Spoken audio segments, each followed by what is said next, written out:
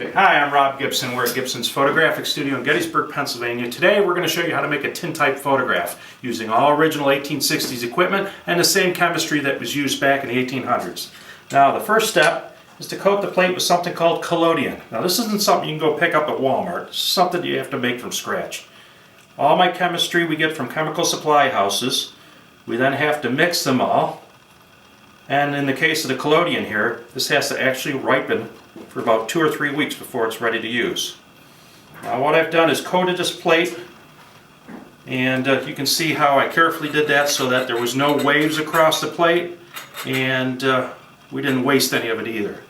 That was a bit of an art that took a while to learn. Now what's happening here, for those of you that are at home can't experience this, a very heavy smell of ether right now. The ether is evaporating off the plate here, and in hot weather, the summertime, where you got more of those vapors in that, it certainly evaporates much quicker. What happens is, as it evaporates, it creates a film or a coating on the plate. It becomes actually tacky on there. The next step is to step over to the darkroom here. We're going to immerse this into a bath of silver nitrate. Now, this is a solution we make out of silver nitrate crystals, and we dissolve it in distilled water. Down in there that goes, and we cover it. Now that has to sit in there about 3 to 5 minutes. During that time, the chemistry that's in the collodion, the iodides and bromides that we add to it, react with the silver. They'll make that plate sensitive to light. So when I pull that plate out, it'll actually be glowing white. Underneath my red light here, which you can see, we will have enough light to see what allow me to see what I'm able to do here, but we'll be pulling that white plate out, putting it into what's known as a plate holder. Now that plate holder is nothing more than a light-proof box. The plate will sit in like so, the box will be closed, and underneath red light, I'll then be able to step out into the bright light of the day without the plate exposing. Once I get the camera all in focus, I get my subjects ready, I then move the focusing glass, which is nothing more than a frosted piece of glass that's on there, allows the image to be projected, and I will put this in its place. Once that's on there, I'll then pull out the dark slide, which allows, again, that plate to be just in a dark container here, and as soon as that plate sees light, it's going to start to react. The light it sees is the light I control by removing the lens cap. There is no button to push. There is no shutter. It's simply a matter of taking the cap off and counting. There is no light meter. I don't come and judge to see what size stop to use or how many seconds. It's all a matter of experience. But I can adjust the amount of light that comes through the lens, and I can certainly adjust how long it comes in for. So that's my f-stop and my shutter speed. After I make the exposure, I'll then take and close the dark slide and rush this back to the dark room. And I do mean rush, because this is drying the whole time. We have to get back before the plate dries out. I'll then take that plate, put it into a tray, and quickly pour my developer on.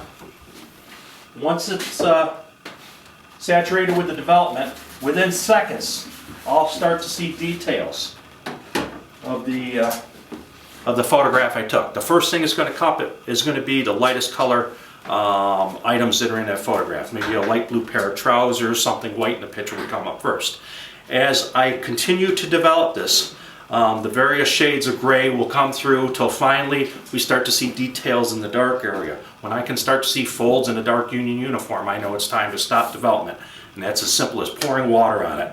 Once it's completely rinsed, I can then bring it out into bright light and fix it right here in front of you, something that you can't do with film. Alright, so let's get our subject ready. This is an Anthony camera from 1863. The lens that's on here is a Ross lens. They were one of the better optic makers in the 1800s. They were from London, England. The aperture, this is about an f8 camera, I would say. And we have it stopped down a bit to maybe about a f16 right now. Perhaps you can get a image in there, just what we're seeing. The image is projected upside down and backwards. Works the same way as your eyes. Inside here is nothing more than a big empty box. And there you can see right through our lens. Now we're going to cap the lens, and we're going to put that plate in the plate holder. Be out of the darker in just a second. Stay as still as possible. I'll be out in just a second. Okay. Now our plate holder goes on the back of the camera. Our Tintype is in there right now, dripping wet with chemistry. And you've got about 3 minutes in which to take the photograph, get it back to the darkroom for development before it starts to dry out. Okay, gentlemen, very proud, confident looks now. Absolutely still. It's okay to blink your eyes. It's okay to breathe. Can't move at all. Here we go. Ready and counting.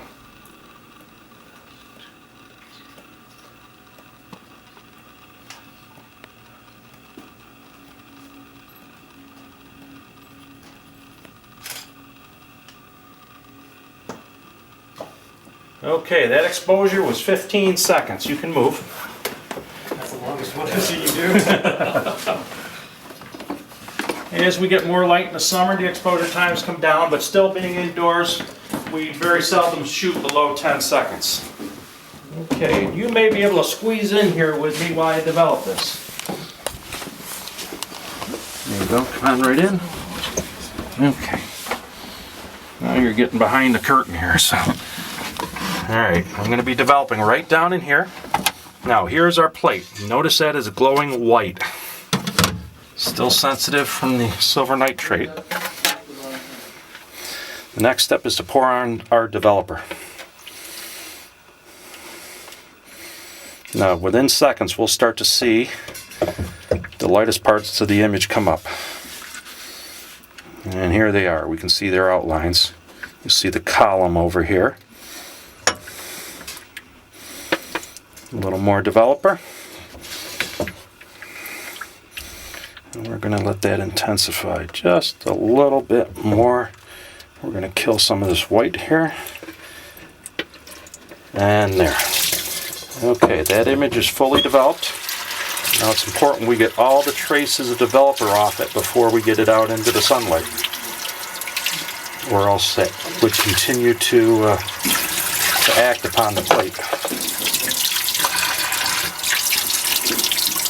Wash some of the chemistry off the back, and then I'll bring it up so you can have a look at it. That looks like another great shot.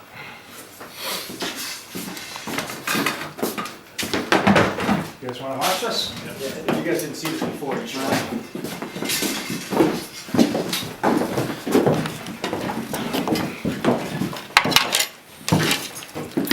Okay, the last step here is to put this in our fixing solution. Now I use potassium cyanide. There are some photographers who use sodium thiosulfate. Cyanide is certainly a lot more dangerous. However, it gives you much, I think, better density in the darker areas and brighter whites.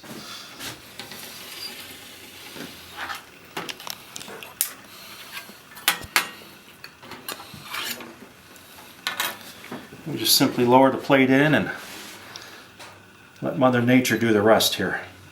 What's happening now is the silver is being acted upon by the fixing solution. It's dissolving all the unexposed silver. Underneath that negative image is actually a positive photograph.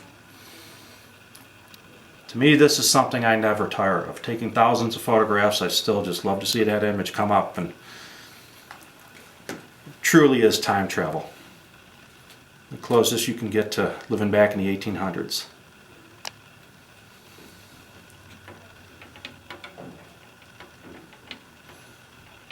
Now this heavy area here of white is actually the bottom of the plate. Remember, our image is upside down and backwards in the camera. So this is where it's actually poured back in the bottle when I first pour that plate, and that's a telltale sign of a wet plate image.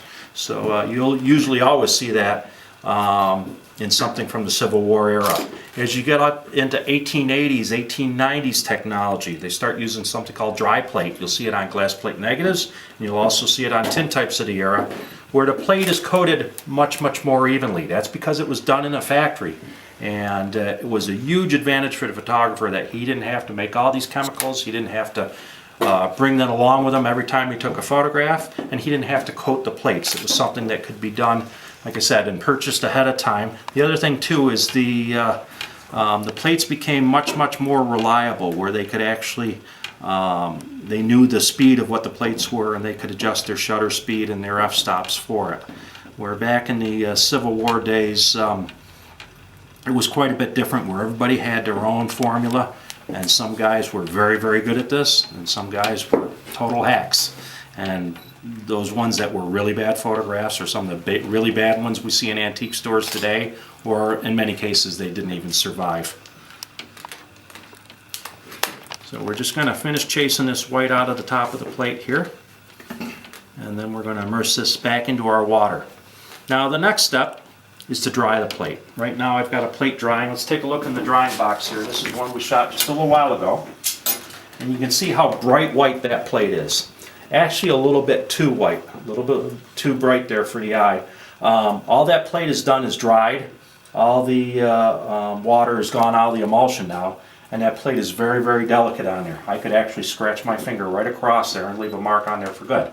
The last step will be to pour on varnish. Now the varnish that we use is something that, again, you don't get it from the hardware store. It's something I have to make.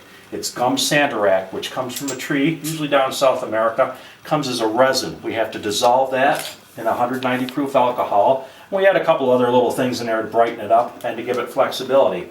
But after that plate is varnished, it'll look more like that. It brings it down, it'll add the gloss. Most importantly, it will protect it. This will be on for hundreds and hundreds of years.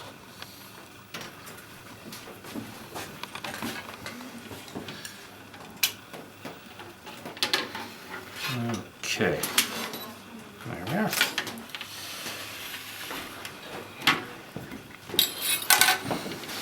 Can you shoot through the magnifier? I can actually. Awesome. Okay, here we have our first portrait that we did. It's completely dried. It's very delicate in this state. The photograph could actually be wiped right off there if we aren't careful. The thing we do to preserve it and also tones it down a little bit, brings out the details in the dark areas, is we pour on a varnish that we make from gum sandarac, which is a resin that comes from a tree, and we dissolve that in 190 proof alcohol. As we pour that on there, now we get a good idea of what the finished photograph will look like. As this dries, it cures, seals the image to the plate, and protects it. This will be on there forever and ever. Now you can see how that darkened it, where it's a very pleasing shade now. The contrast is just right. A lot of photographers, particularly if they weren't as knowledgeable about their chemistry and they were taking somewhat underexposed photographs, or their the plate wasn't simply as sensitive enough, or they had a bad source of light, a lot of times their image would come out dark. So they would skip the last step of putting that varnish on. Well, unfortunately, over the years, those pictures didn't fare too well, and they were become scraped and many times wiped right off of there. So that's an important step. We do that with every shot, and that's what will absolutely preserve that. So these will be around longer in office.